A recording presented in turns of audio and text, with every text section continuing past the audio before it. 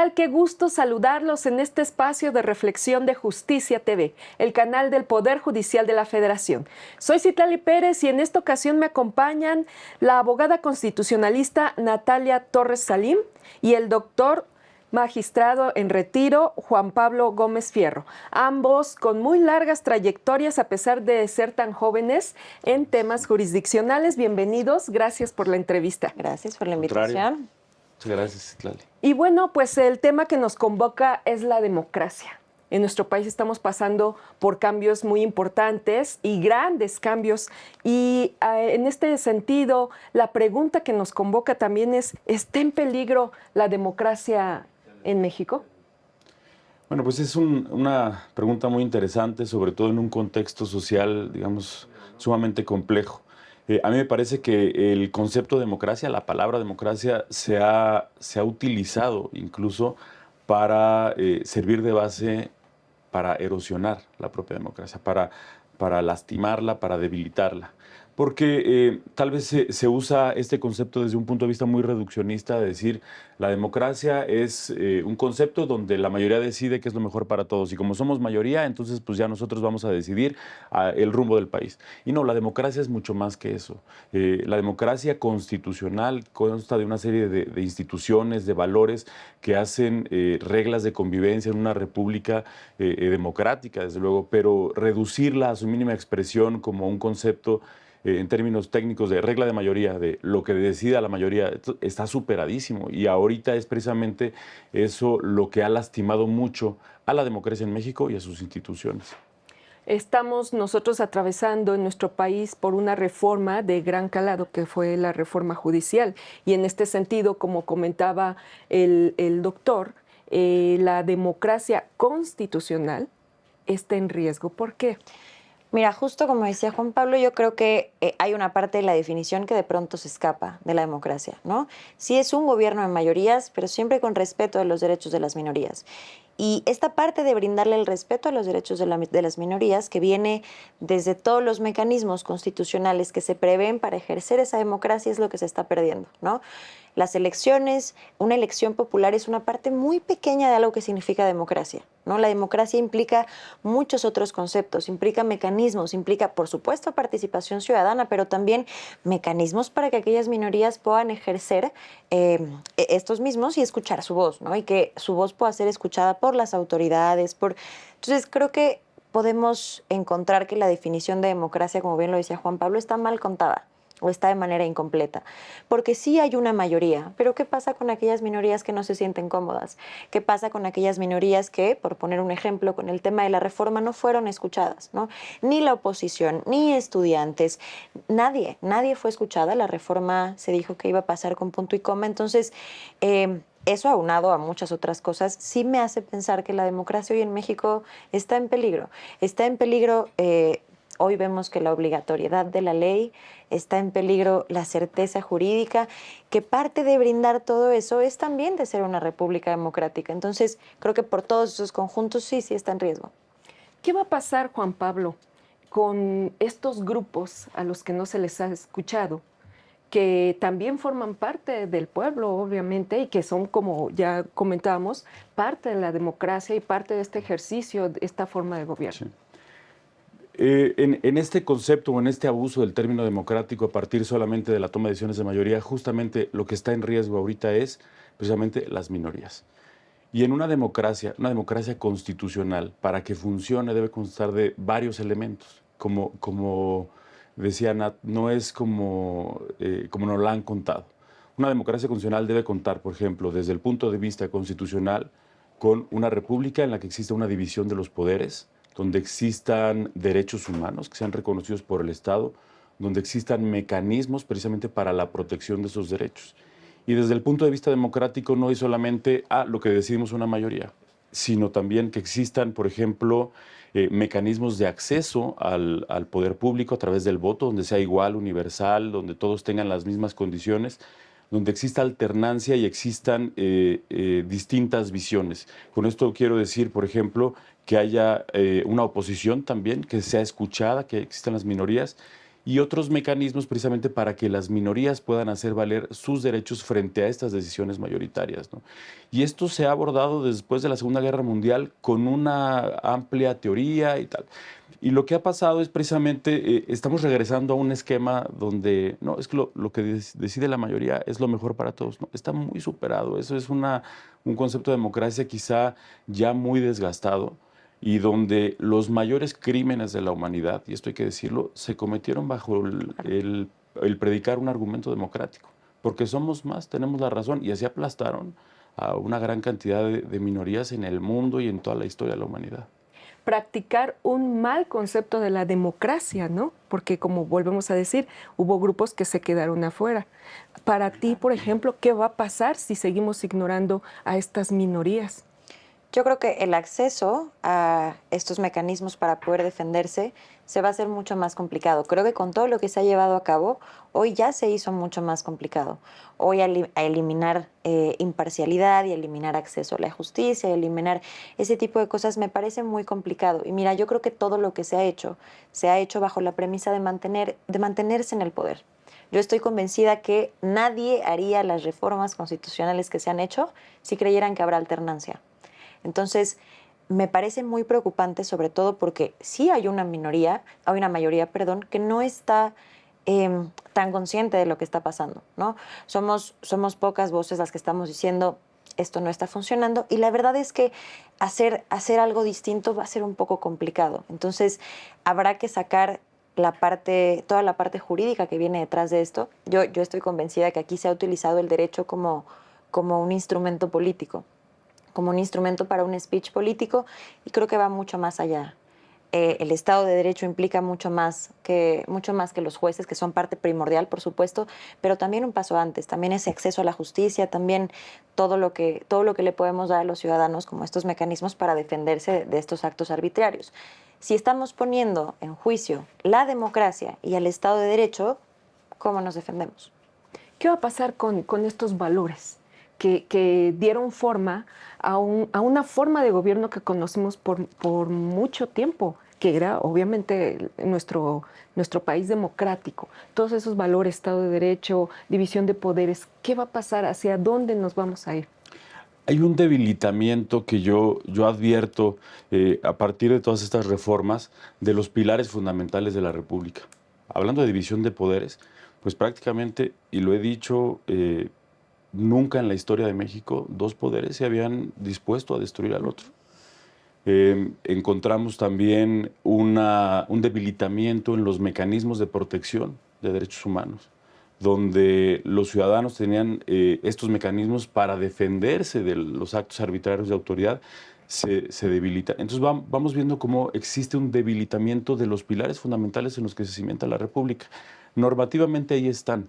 Es decir, las leyes, la Constitución dice que hay tres poderes, que existen estos mecanismos, pero en la realidad esto ya tiene una digamos, utilidad menor o un debilitamiento que se ve en los hechos. Es decir, una cosa es lo que dice la Constitución, sí hay un poder judicial y se van a elegir a los jueces. Ok, sí, pero en los hechos hay un poder judicial sumamente debilitado que en estos términos difícilmente puede servir de contrapeso a los otros dos poderes, como debería ser una república completamente democrática.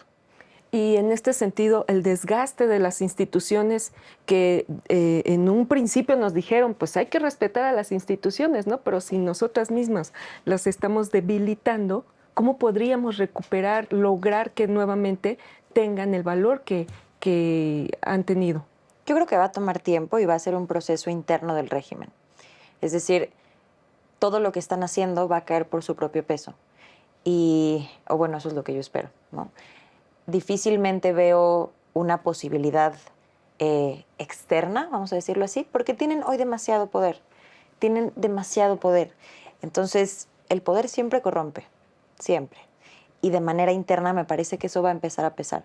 Cuando se den cuenta que tenían todo el poder del Estado para modificar las instituciones que estaban saliendo mal. Tenían todo el poder del Estado para hacer los procesos como tenían que hacerlos. Todo. Y decidieron eliminarlas. Para fortalecerlas. Claro, ¿no? Que una institución no trabajara de la mejor forma, no te da permiso para borrarla, porque lo decía Juan Pablo muy bien, además de haber eliminado los pilares fundamentales de la República, se eliminaron los pilares constitucionales de este país. Yo me preguntaba hace poco en el aniversario 108 de la Constitución, yo decía, bueno, ¿qué parte de la Constitución de 1917 es la que se celebra? Los mecanismos de control constitucional, la división de poderes, el establecimiento de organismos constitucionales autónomos, ¿qué es lo que se celebra?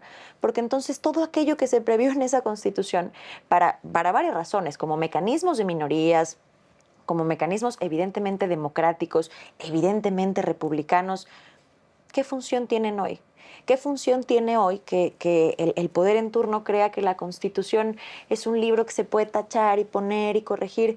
Fíjate que hay muchos juristas que escriben acerca de la democracia y de principios constitucionales que hacen una diferencia entre la Constitución jurídica y la Constitución real. Una cosa es lo que está en el texto constitucional y otra, cómo es que la sociedad se desarrolla de manera paralela a esa Constitución. Hoy nuestra Constitución jurídica está escrita y está preciosa, la real no está. Entonces, si estás haciendo reformas constitucionales que no reflejan la Constitución real de tu país, este acuerdo que se tiene entre poderes y entre sociedad para llegar a nuestras reglas del juego, si eso ya no tiene sentido entre ambas, algo está mal. Y el punto no es parchar la Constitución y ponerle otra cosa y atascarla, y así no funciona una Constitución.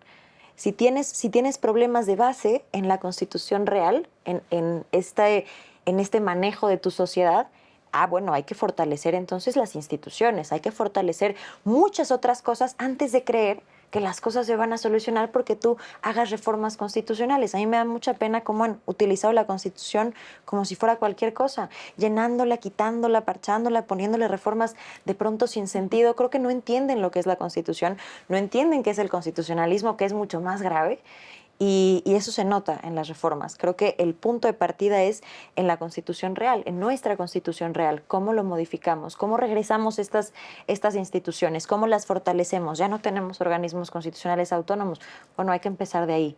Hay que empezar de ahí a concientizar a la gente de que tal vez no trabajaban como tenían que trabajar, pero podían mejorarse. Eran perfectibles, por supuesto. Eliminarlo para mí no era la solución y creo que ahí puede ser un punto de partida. Acaba de mencionar un tema muy importante que es, ya era una Constitución de 1917, sí se tenía que actualizar a nuestros tiempos, a lo que estamos viviendo, no destruyendo, sino construyendo. Para ti, ¿cómo podríamos de ahora en adelante ya construir una instituciones fuertes, volver a construir todo este Estado de Derecho? A ver, estamos yo creo que viviendo un contexto sumamente complicado. La Constitución es un instrumento vivo, ¿no? Que debe ir adaptándose a la realidad y lo vamos interpretando. No es que la cambiemos cada 15 días, sino que esos mismos valores los leemos a valor presente. Es decir, a ver, bueno, esto es lo que sucedió en 1917, pero bueno, en este contexto debemos verlo en este sentido, ¿no? Hablaba yo de un debilitamiento y principalmente la destrucción de los pilares fundamentales en los que se cimienta la República, porque precisamente pues, esta reforma judicial, por ejemplo, que en nombre de la democracia, pues terminas destruyendo un pilar fundamental, ¿no? Que es el Poder Judicial de la Federación. ¿Y por qué? Se dice, bueno, es que vamos a democratizar la selección de los jueces. Bueno, esto es erróneo, es matar a la democracia en nombre de la democracia. ¿Por qué? Porque los jueces no es, tal vez es un argumento gastado porque ya pasó la reforma, pero no es un cargo que deba elegirse de manera popular, porque requieres a un juez imparcial y un juez técnico. Imagínate, ponerte un ejemplo, ahora vamos a democratizar la salud y a todos los médicos los vamos a elegir a través del voto popular. Eso suena muy bonito, pero en los hechos, ¿va a funcionar que vayamos a elegir a los médicos a través del voto popular? Pues claro que no, necesitamos médicos que sean preparados, que tengan carreras, que tengan experiencia, que tengan habilidades y destrezas para llevar a cabo su función. En los hechos se veía muy bonito, hay médicos por elección popular. En la realidad vamos a poner en riesgo la salud de toda la población. Eso mismo está pasando con los jueces. El hecho que tú digas que los vas a elegir democráticamente, pues no quiere decir que eso vaya a mejorar la justicia o que le vaya, no, es todo lo contrario, ¿no? Entonces, pasada la reforma, yo creo que hay dos puntos de inflexión de la Constitución del 17 ahora y en estos 2 siglos de historia de un México independiente. Uno es cuando perdemos una integración plural en las cámaras, que fue con el reconocimiento de las mayorías calificadas. Y la segunda, el 10 de septiembre, que lo vivimos Nat y yo aquí afuera del Senado en Jicotencal, la aprobación de la reforma judicial. Creo que esos puntos de inflexión marcan un antes y un después para la República como la conocimos, porque recuperar instituciones va a ser sumamente complejo. Creo que desde donde tenemos que empezar es ahora a concientizar, lo decía Nat, en las universidades, por ejemplo, con los alumnos, en los niños, con los valores fundamentales como son el honor, la decencia, el civismo, los principios, digamos, que no me vaya a favorecer yo y que pues, los demás a ver cómo le hacen. Vamos en el mismo barco y si el barco se hunde, se va a hundir para todos. Igual en algún momento, pues, de un lado, pues van a sobrevivir algunos otros, pero al final esto no va a caminar bien. Entonces, creo que es volver a lo básico. Desde los principios y valores fundamentales, inculcarles a los niños el civismo, la importancia de pensar no solamente en mí, sino en un colectivo, de que las decisiones que yo puedo tomar, al margen del beneficio que pueda recibir yo, la trascendencia que tienen para los demás. Y creo que pues va a ser regresar en muchos aspectos para volver a restaurar y reconstruir todo lo que hemos perdido en este último año y particularmente en los últimos meses. Suena a mucho tiempo. ¿Esto será que nos lleve otra vez casi 30 años, 40 años, volver a formar lo que teníamos? Yo quiero ser muy optimista. Espero que tengamos algún momento en el que haya una conciencia, que es lo que tenemos que empezar, una conciencia social de la importancia de establecer instituciones sólidas, como las que, por ejemplo, hubo en los últimos 30 años, que permitió la alternancia entre tres grupos diferentes y que precisamente permita que sea una república en la que quepan todas las ideas. Puedes estar en desacuerdo, pero tampoco puedes estigmatizar o descartar una idea solamente porque viene del otro lado. O sea, ambas ideas son válidas y tener una república de un pensamiento único me parece peligrosa. Pero bueno, regresando al punto central, yo quiero ser más optimista y espero que esta conciencia social permita que podamos reconstruir lo que hemos perdido en los últimos meses. Natalia, para ti, ¿por dónde deberíamos de empezar? ¿O a construir de nuevo o a fortalecer? Yo creo que la labor inicial tiene que partir de la comunicación, en general. A ver, el hoy régimen no se ha dado la tarea de escuchar a los miembros de la oposición, pero tampoco el resto de la ciudadanía que también pertenecen a México. Entonces, dicen por ahí que la comunicación sin comprensión no funciona. Y yo creo que inicialmente lo que tiene que pasar es que podamos comunicar aquellas cosas que nos molestan y tengamos acceso. Por ejemplo, en muchos casos en el tema de la reforma se decía, bueno, un parlamento abierto. Oye, sí hagamos estas modificaciones, pero escucha a las demás personas, escucha el resto de las ideas, escucha lo que puede proponer el resto de la ciudadanía. Creo que promover eso hasta puede ser un poco gentil, un poco amable, ¿no? Puede iniciar con no es que no queramos tus modificaciones ni tu poder, no. Nada más escúchanos, intégranos a esta conversación.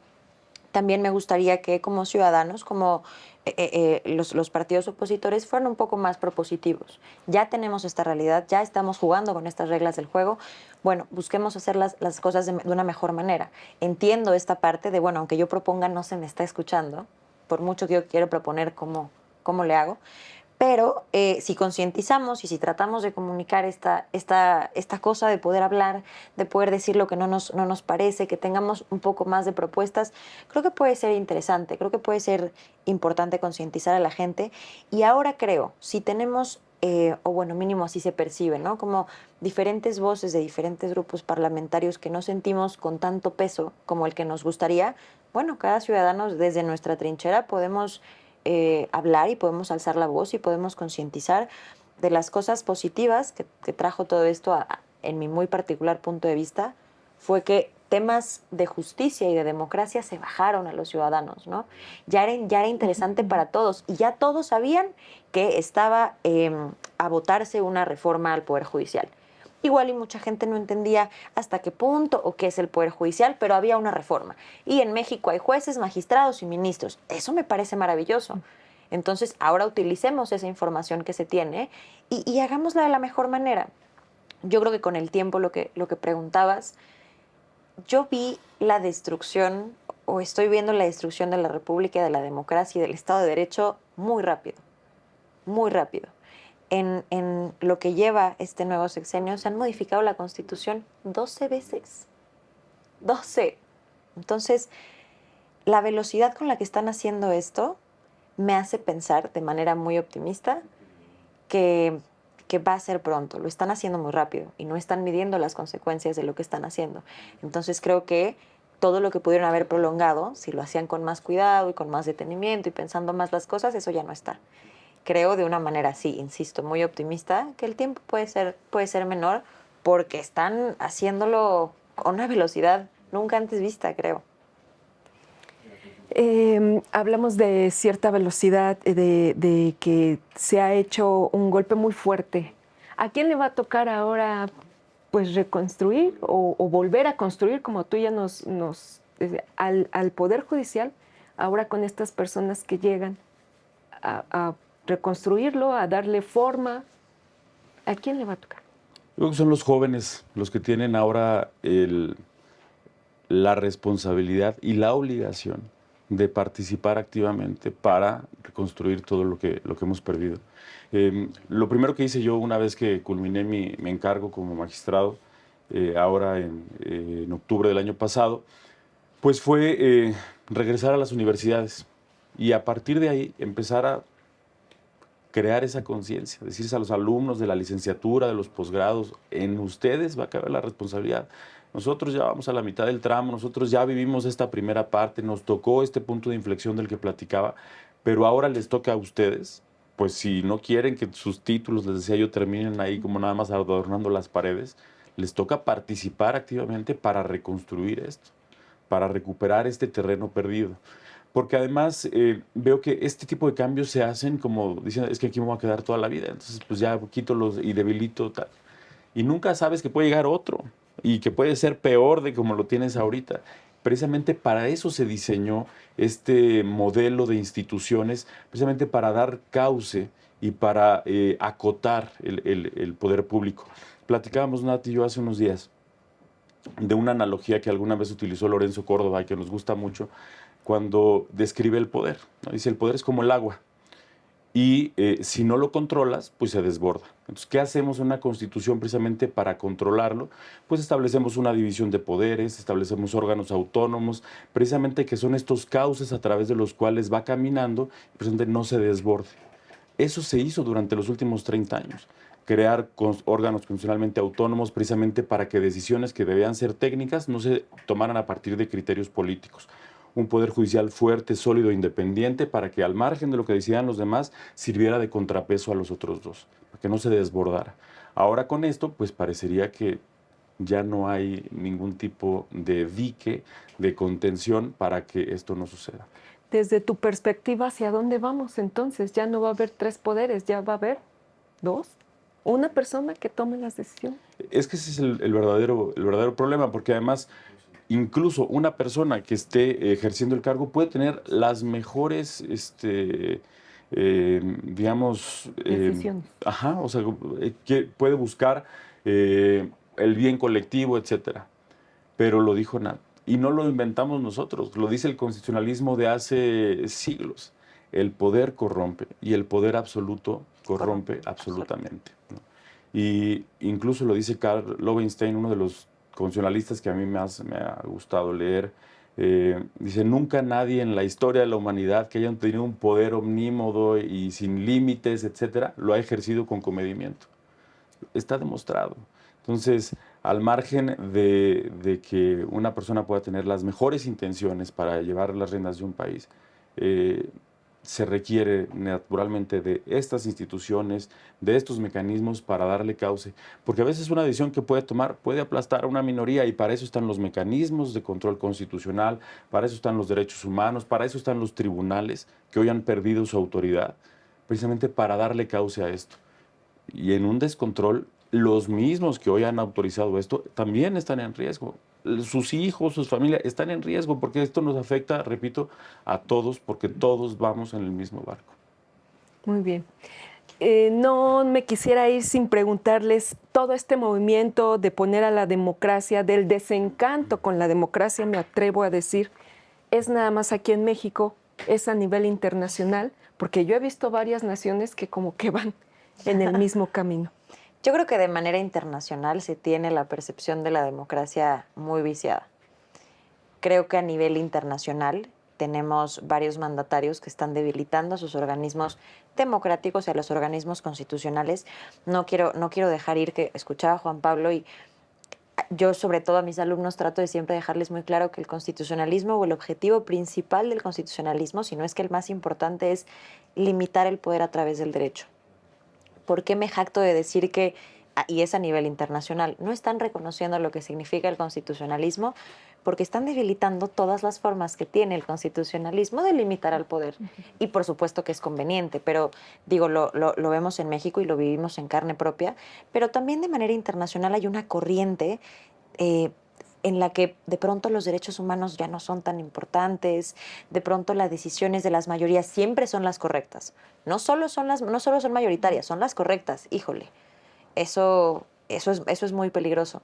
También tenemos debilitamiento del Poder Judicial de varios países a nivel internacional que se apropian de los mandatarios de sus cortes, hacen las cortes suyas. Qué peligroso, y creo que estamos regresando a momentos históricos que nos tuvieron que haber enseñado mucho y al parecer no nos ha quedado claro. Juan Pablo, tu opinión acerca del contexto internacional. Pues el mundo en realidad pasa por lo mismo y no se centra en una idea o ideología de izquierda o de derecha. Vemos precisamente esta destrucción desde los dos polos, precisamente por esta idea de concentrar el poder, estos populismos que se han ido fortaleciendo en todo el mundo. Pues utilizan desde luego las instituciones para, una vez que ya están ahí, pues tratan de destruir todo el camino andado y todos los caminos que los llevaron hacia ahí y tomar estas decisiones otra vez con este argumento o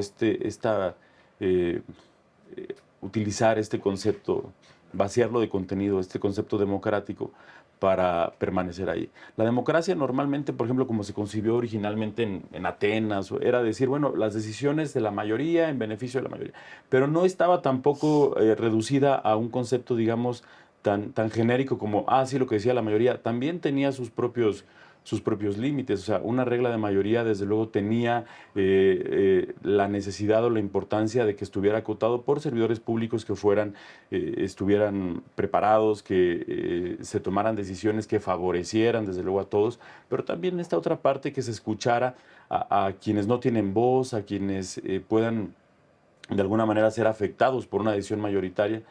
Y ahora vemos cómo se empieza a replicar el mismo modelo en el mundo. Y lo vemos en el propio continente, hacia el norte, hacia el sur.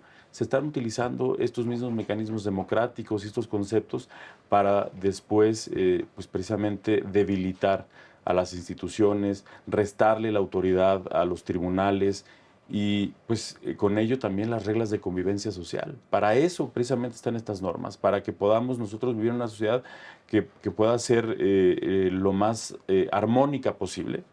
Y ahora, pues con todo esto, el mundo va para el mismo lado. Y con esta preocupación y con esta pregunta vamos a hacer una pausa y regresamos en un momento. No se vaya.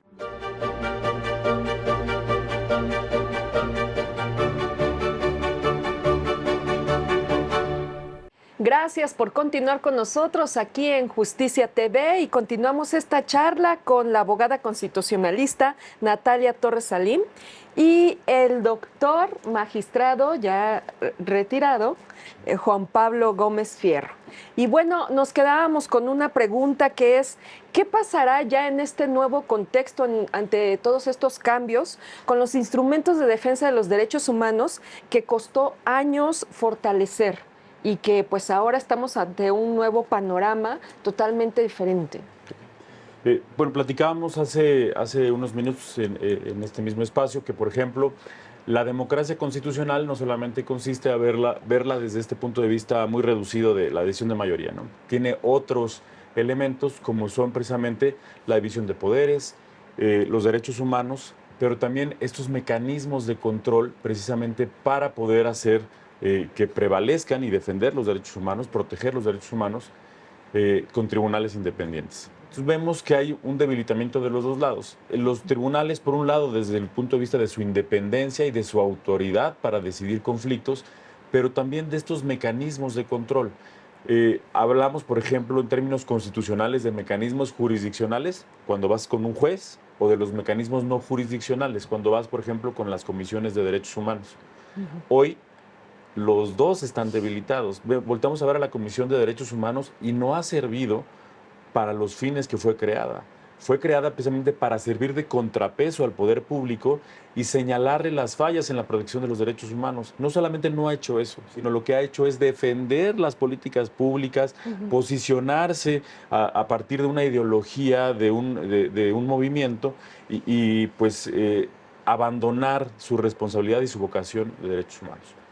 Por el otro lado, volteamos a ver los principales mecanismos de control constitucional, juicio de amparo, controversias constitucionales, acciones de inconstitucionalidad.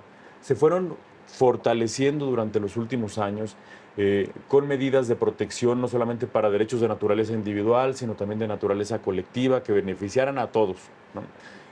Buscar mecanismos donde al margen de que fuera una persona a pedir un amparo y para que se protegiera su derecho, proteger el derecho de todas las personas, medio ambiente, salud, trabajo, vivienda, etc. Ahora acotas y dices, jueces, ustedes ya no pueden hacer eso. Debilito la autoridad y debilito la conformación de los tribunales, pero al mismo tiempo también debilito el mecanismo. Desde la Constitución te prohíbo hacer esto. La controversia y las acciones de inconstitucionalidad, particularmente estas últimas, que habían servido también para controlar las decisiones de los parlamentos, de los congresos, que pudieran afectar derechos humanos, de por sí ya estaban muy restringidas, que requería una votación calificada, había distintos obstáculos.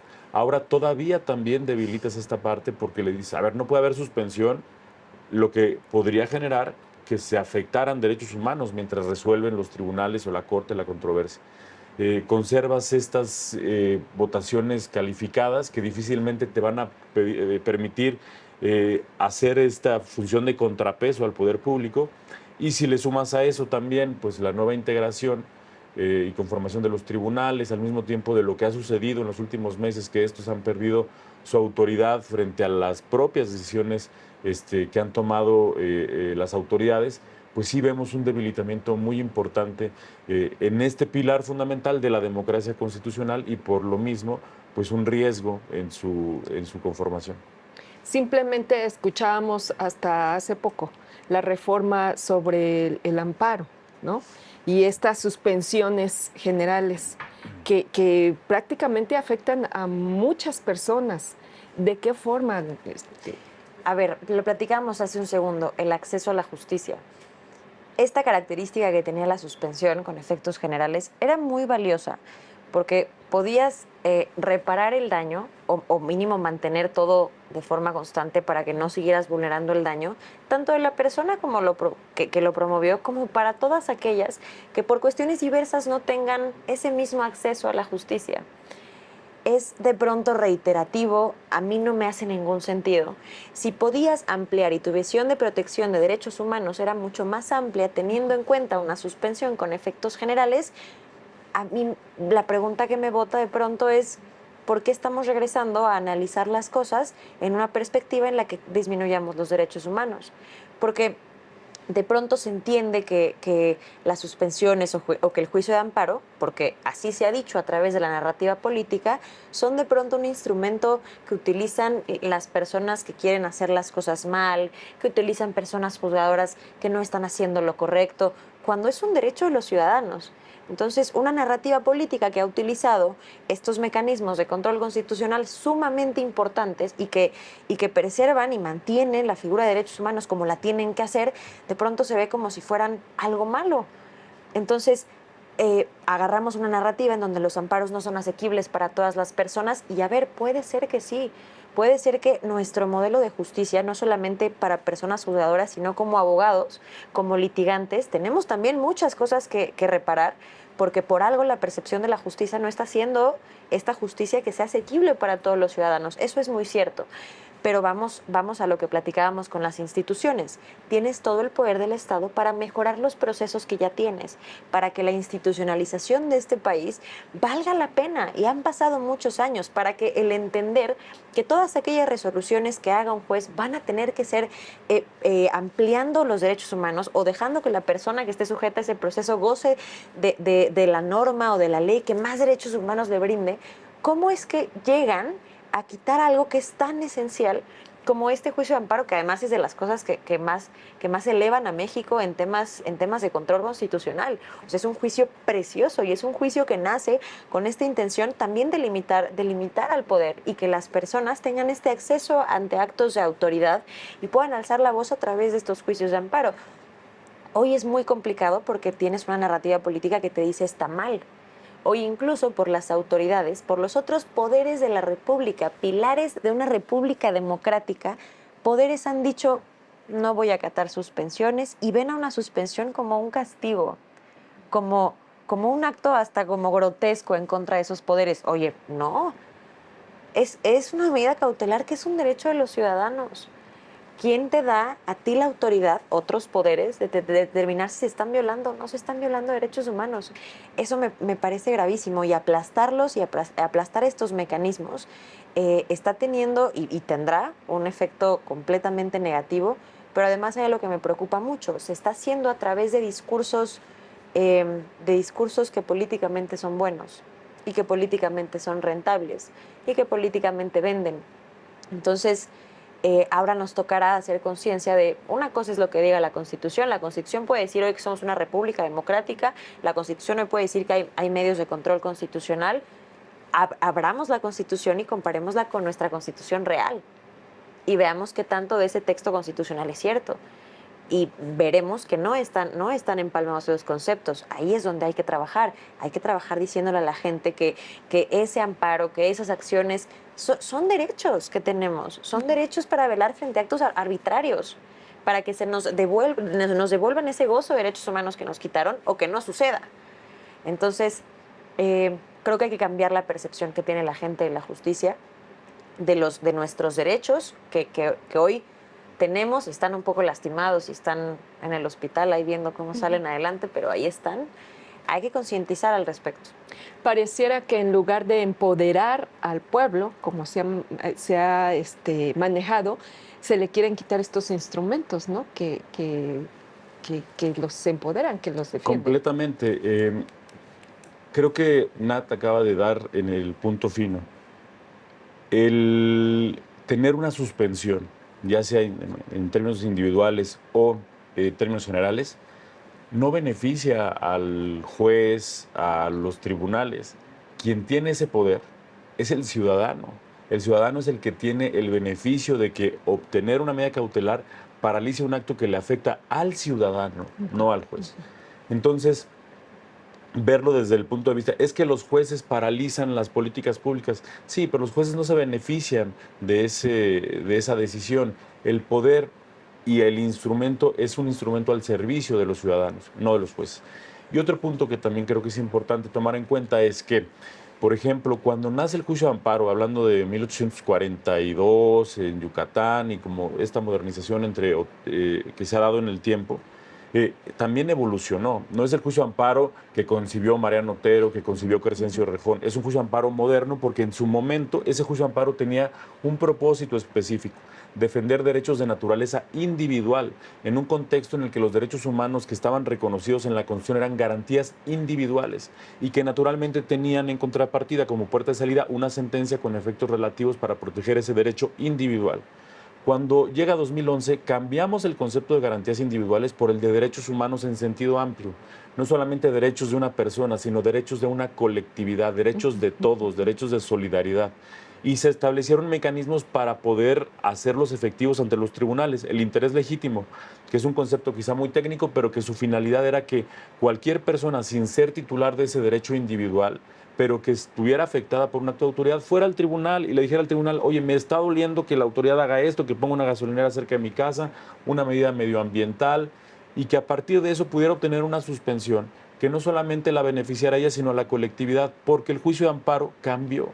Ya no era un instrumento de protección de derechos individuales, de garantías individuales, sino de derechos individuales y colectivos o difusos. El establecer obstáculos para proteger estos derechos es regresarnos 200 años en la historia de México y en esta modernización y esta protección amplia que se había dado de los derechos humanos. Es preocupante porque parecería que le pones una letrita y los otros abogados que lo entendemos, decimos, no solamente es que le pongas, es las consecuencias mayúsculas que tiene para la protección de derechos de todos, o sea, no solamente los míos, de toda la población. Entonces, esto yo creo que es lo verdaderamente preocupante. Cuando se reforma la Constitución, dicen, bueno, pues es que son 12 reformas, se quitaron unas letritas, se pusieron otras. Y tal vez eso a alguien que no conoce y que no está obligado a saberlo, pues tal vez dice, no es tan grave.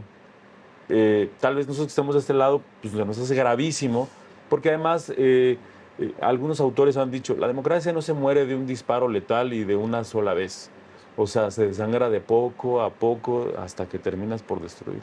Finalmente, lo que comentábamos hace tiempo, ¿no? Desde cuándo se gestó todo esto, Claro. aquí en México y también a nivel mundial. Y lo que comentabas, por ejemplo, como que la población no alcanzamos a ver los alcances de todas estas recursos y como el amparo en casos como, por ejemplo, el aborto, ¿no? Fue una decisión que se tomó a partir de un caso, pero que benefició y sigue beneficiando con el paso del tiempo a muchas personas. Entonces, esos son los pequeños instrumentos que teníamos, que se reforman. Ahora no sabemos bien a bien cómo vayan a operar, pero que finalmente nos beneficiaban a nosotros como población a pie. De acuerdo. ¿No? Sí. Yo creo que ahí también hay un tema complicado y es pues el establecimiento de este tribunal de disciplina. Ya vas a tener o tienes medios de control constitucional, tienes el amparo, no se han quitado la Constitución, los tienes debilitados, los tienes sin todas las armas que tendrían que tener. A mí me parece que se van a utilizar a modo, por supuesto, y cuando algo fundamental de estos medios de control constitucional no les parezca, pues van a hacer una reforma constitucional porque eso es lo que han hecho, ¿no? Y porque tienen mayoría. Y porque tienen mayoría. Creo, y Juan Pablo lo dijo muy bien, ahí fue un punto clave. La conformación de las cámaras era un punto clave. Pero bueno, en fin. Creo que tenemos estos medios y aunque los tenemos debilitados, ahí están, me preocupa todavía el Tribunal de Disciplina. Porque suponiendo sin conceder, que hay gente verdaderamente que lucha por esta imparcialidad judicial, que lucha por esta independencia judicial, que lucha por mantener la división de poderes, que lucha por un poder judicial fuerte y un poder judicial que proteja derechos humanos y un poder judicial consolidado. Supongamos que ahí están las personas que tienen que hacerlo. ¿Qué pasa si al tribunal no le gustan? ¿Qué pasa si las resoluciones de pronto no van en el sentido en que a la mayoría les gustaría? O que al poder le gustaría. Para mí, uno de los puntos esenciales para que esto cambie y entonces empecemos nuevamente a fortalecer instituciones, tiene que cambiar el régimen, forzosamente. Sin ese cambio de régimen, en mi opinión, completamente particular, no se va a dar otra cosa. Si no cambia el régimen, no van a cambiar estas reglas del juego. Entonces, también están debilitando por todos lados. Insisto, si tenemos a personas juzgadoras valiosas ahí dentro, ¿qué pasa si sus resoluciones resultan incómodas? ¿Qué pasa si esas resoluciones molestan a los grupos de poder? Ya vimos también que la independencia solamente hoy está en texto constitucional. Y regreso al aniversario de la Constitución. ¿Qué miembros del Poder Judicial sí estaban ahí? ¿Qué independencia? Y por eso yo me preguntaba ese día, ¿qué están celebrando? ¿Qué independencia judicial están celebrando? ¿Qué división de poderes están celebrando? Sí, es muy claro y en una foto de la gente sentada ahí se vio muy claro que los pilares democráticos y los pilares constitucionales en este país ya no están, y si están de adorno constitucional, nada más. Anteriormente era muy significativo que estuvieran los 3 representantes de la división de poderes. Claro. ¿No? Y no solo significativo, es republicano. Claro. O sea, son totalmente. poder ejecutivo, legislativo y judicial.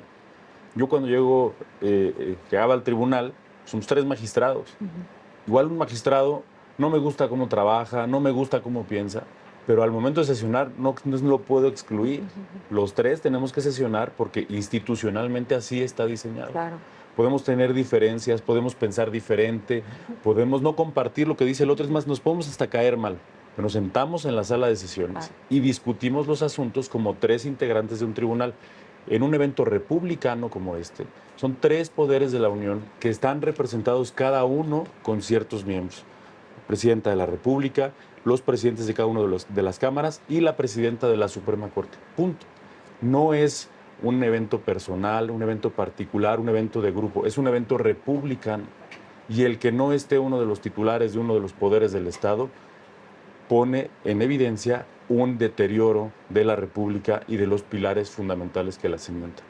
Una situación muy grave, ¿no? Claro, de pronto se olvida que el pilar esencial de la República es la división de poderes. Hemos escuchado mucho que fue una decisión republicana de la propia presidenta. A mí me parece que todo lo contrario. El pilar fundamental de la República es la división de poderes. ¿Qué división? ¿Qué división con ministras de la Suprema Corte completamente afines a una postura ideológica y además abiertamente afines a una postura ideológica? No han tenido miedo en decirlo ni en mostrarlo y ha sido evidente. ¿Qué independencia y qué división de poderes? Era un acto republicano, totalmente de acuerdo. Y, por ejemplo, Juan Pablo comentaba que el Tribunal de Disciplina, corremos el riesgo de que entonces obedezca más a decisiones políticas que a una decisión jurídica. Una de las razones principales por las que yo decidí concluir mi encargo es precisamente esa, que el Tribunal de Disciplina no permitía tomar decisiones con la independencia necesaria. Decía, es poner una diana en mi espalda y no podría ser el juez que fui o que me hubiera gustado ser con un Tribunal de Disciplina al que no le gustara una decisión. Yo he visto las listas y hay perfiles valiosísimos. Yo conozco a una gran cantidad de personas que van a participar, preparados, con carrera judicial, hasta desde el punto de vista académico, con muchísima solidez. A mí lo que me preocupa, y jueces independientes, y muy profesionales, y a quienes respeto mucho, a mí lo que me preocupa es que el día que estos jueces tomen estas decisiones, que han venido tomando también en el curso de toda su carrera, no gusten, puedan con ese mismo motivo iniciarles un procedimiento, una investigación, y a partir de ahí hasta una eventual sanción. Eso pone en riesgo la independencia judicial. Me parece que precisamente si queremos considerar que hay una democracia constitucional, tenemos que tener tribunales independientes que permitan fallar en contra de las decisiones del gobierno, aunque al gobierno no le vayan a gustar. El que el Poder Judicial tome decisiones que incluso no gustan a una mayoría, no es una patología, una deficiencia del sistema constitucional. Es un reaseguro para que las mayorías no priman o no eliminen a las minorías. Verlo del otro lado, y lo dijo un profesor de la Universidad de Palermo en Argentina, es desconocer un rasgo característico de nuestra civilización. El derecho no es poder, es razón. Y cuando no tienen razón, así sea una mayoría, tenemos que decirlo y los tribunales tienen que reconocerlo y debemos respetar la autoridad de los tribunales para que, independientemente de que una mayoría o que un gobierno o que un proyecto político decida algo, si eso afecta o viola los derechos de una minoría, alguien lo diga y se respete. Y entonces, en todo como estamos viendo el panorama, la independencia judicial, ¿volveremos a llegar a ella? Creo que va a ser complicado. Es un camino complicado. Ya se estableció la canchita, el suelo para estas nuevas reglas del juego. Reglas del juego que están viciadas, que de inicio de base están mal. Y no se han ni siquiera empezado a aplicar, ¿no? O sea, las elecciones ya vendrán, la nueva conformación de los tribunales ya vendrá, la nueva conformación de la Corte, que es gravísimo, ya vendrá. Creo que nos va a faltar mucho tiempo. Lo repito, a mi punto de vista, hasta que el régimen no cambie, no van a cambiar estas reglas y por lo tanto la independencia creo que es algo que hemos perdido. Ojo, de manera general, no quiero de ninguna manera desacreditar los perfiles valiosos y a las personas juzgadoras con plena independencia y con plena capacidad y con carreras talentosas y con criterios muy buenos, no lo quiero desacreditar. Sé que van a estar limitados y su marco de actuación va a estar limitado y eso a mí me preocupa mucho, no por ellos, porque yo sé que su actuar puede que quiera ser distinto, pero ¿cómo lo hacen y hasta qué punto? Entonces, yo creo que una independencia por completo nos vamos a tardar mucho en recuperarla y hasta que no cambie el poder no vamos a poder hacer nada, ¿no? Si decimos que a través del constitucionalismo limitamos al poder y lo único que han hecho es debilitar el constitucionalismo y debilitar estos mecanismos de pesos y contrapesos, ¿cómo lo regresaríamos? Hoy me parece eso complicado, tiene que pasar el tiempo y que empiece a darse cuenta y que empecemos a darnos cuenta que tal vez la función no va a ser la mejor. Porque eso no solamente lo decimos nosotros, es que ya está comprobado por muchos juristas, por muchos países que han tratado de implementar estos mecanismos y no funcionan, tienen una participación ciudadana muy baja porque es complicado, porque es difícil, porque son temas desconocidos. Y creo que eso se va a empezar a ver, ¿no? Si ya hoy tenemos tantas deficiencias con las listas, nombres que ni siquiera se postularon, nombres repetidos, es todo complicado con las tómbolas y la pelotita y entonces ya desde la implementación está siendo complicado. Me parece que en un futuro se verá que no es nada sencillo. Y creo también que algo positivo puede ser valorar a las personas juzgadoras. Ser juez, ser magistrado, y digo, no lo puedo hablar mejor que quien lleva toda su vida desempeñando ese cargo, pero no es nada sencillo. Son cargos en donde además de tecnicismo y además de muchísimo conocimiento jurídico, también necesitas personas con principios y con valores y personas independientes como teníamos en el Poder Judicial al magistrado Juan Pablo Gómez Fierro. Eso era lo importante. Hoy por supuesto que lo dudo y no quiero dudar de las personas, dar el beneficio de la duda me parece bueno, dudo de la forma en la que está establecida el poder, dudo de la forma en la que han delimitado estas reglas del juego con este tribunal. Entonces, sí me parece que va a faltar mucho para recuperar una independencia, que aunque se utilice el argumento de, bueno, antes no estaban igual de independientes y antes también había personas, híjole, pudiste utilizar todo tu poder del Estado para verdaderamente perseguir estas conductas que tú estás tachando. Ojo, no hay sentencias, no hay absolutamente nada que determine que todo el Poder Judicial tenía un error. Tú lo determinaste, podías hacerlo de manera efectiva y no lo hiciste. Entonces, me parece que la teníamos y la perdimos. Ahora faltará que nos demos cuenta en el ejercicio, durante el paso del tiempo, que no es funcional y bueno, se tenga que cambiar el régimen, pero para eso creo que faltarán varios años. Y sobre todo, pues no perder de vista este pilar fundamental, ¿no, Juan Pablo? La independencia, seguirla de cerca para volver a recuperarla. Sí, yo he visto incluso algunos proyectos. Yo confío mucho, por ejemplo, en una gran cantidad de personas que he visto van a participar en la elección. O sea, que hay muy buenos perfiles de carrera judicial, preparados, muy sólidos, ¿no? Confío mucho que parte de la estructura del Poder Judicial que en su momento quede en manos de profesionales, técnicos y de jueces independientes. Mi preocupación, repito, es en parte este Tribunal de Disciplina Judicial, que además en su diseño quedó arriba de la Corte, porque si bien no puede sancionar a las y los ministros, sí los puede investigar. Y entonces es un tribunal conformado con muy pocos integrantes, que eso también te permite tener un control. Claro. Lo vimos, por ejemplo, en el caso del Tribunal Electoral, donde pues en lugar de buscar la regularidad en el funcionamiento del órgano y de nombrar inmediatamente a todos los integrantes para que funcionara como debía ser, pues lo fuiste reduciendo. Ya cuando tenías poquitos, pues ya controlas mucho más fácil las decisiones. Aquí también va a estar muy reducido su integración. Entonces, sí es un, digamos, obstáculo para la independencia judicial, porque al margen de estos perfiles, que muchos pueden ser muy valiosos, pues esto es, digamos, una amenaza latente. Decía yo en algunas entrevistas previo a la reforma, una espada de Damocles colgando sobre la cabeza de los jueces.